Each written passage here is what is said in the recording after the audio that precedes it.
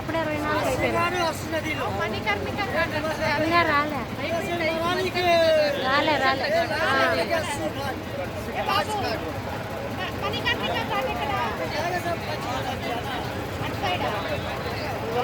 అటుపక్క పోవాలి.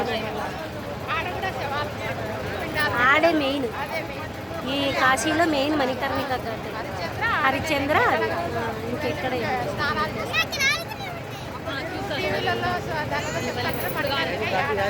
నేను సెల్లులో అదే పని వస్తామని చూసినానికి. ఇంకా అక్కడ ఉన్నాయి ముందు కదా.